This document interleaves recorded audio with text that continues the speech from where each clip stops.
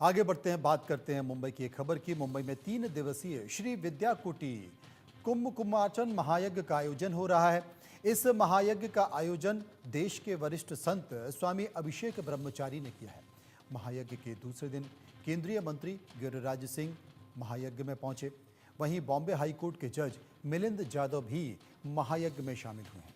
केंद्रीय मंत्री गिरिराज सिंह ने कहा कि ओम शांति, ओम क्रांति दोनों में विश्वास रखते हैं। सनातन के खिलाफ कोई नहीं खड़ा हो सकता। युवा चेतना के राष्ट्रीय संयोजक रोहित कुमार सिंह का इस महायज्ञ में अहम योगदान है।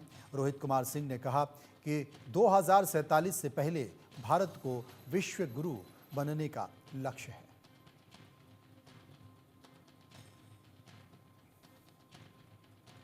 पूरे सत्र को राहुल गांधी जी एलओपी है, संवैधानिक पद पे है, लेकिन उन्होंने जो हरकत की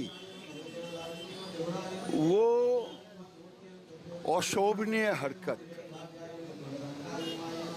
कभी सांसद एक दूसरे से धक्का मुक्की नहीं करते, सबको अधिकार है धरना देना, शॉटिंग स्लोगन करना, लेकिन ये जानबूझ करके बगल से रास्ते से नहीं जा करके बीच से जाके प्रताप सारंगी और मुकेश राजपूत को धक्का मुक्की में गिराना, उस अभी तक आईसीयू में भर्ती है। मैं समझता हूं कि राहुल गांधी जी का आचरण अशोभनीय था, अराजकता से भरा हुआ था, और अगर मुझे बोलना नहीं चाहिए लेकिन उन्होंने गुंडागर्दी का माहौल बनाने का काम किया। तो जब कानून को अपने हाथ में लेंगे तो कितना ही बड़ा क्यों ना हो, कानून से बड़ा कोई नहीं है, इसीलिए उन पर केस हो।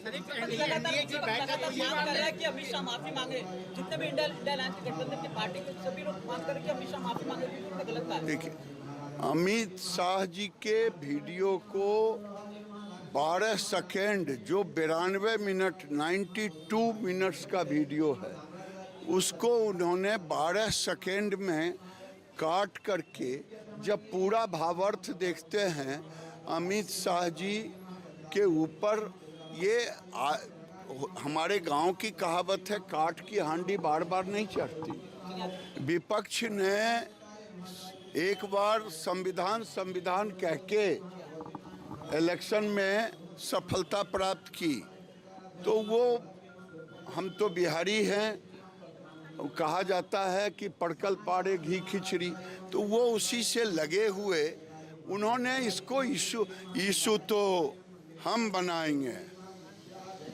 जो नेहरू खानदान और कांग्रेस ने बाबा साहेब अंबेडकर का अपमान किया है, अपमान केवल उनको भारत रत्न नहीं दिया, नेहरू को दिया, ये अपमान नहीं, इंदिरा जी को दिया, इनको नहीं दिया, ये केवल अपमान नहीं, राजीव गांधी तक को दिया, बाबा साहेब को भारत रत्न भी नहीं दिया। वही नहीं, नेहरू सब दिन बाबा साहेब अंबेडकर को एक पत्र लिखा जो अभी प्रकाशित हुआ है, उस पत्र में उन्होंने किसी से कहा ये देश विरोधी भी है। तो ये बाबा साहेब को चुनाव में हराने की कोशिश की। अब वोट के लिए कांग्रेस बाबा साहेब की नैया पकड़ कर के पार होना चाहती है। मैं गांव-गांव में सारे करतूतों को दिखाने का काम करूंगा, बताने का काम करूंगा, और बाबा साहेब अंबेडकर के ऊपर जो इन्होंने पाप किया है, उस पाप में जल करके ये कांग्रेस पार्टी खाक हो जाए।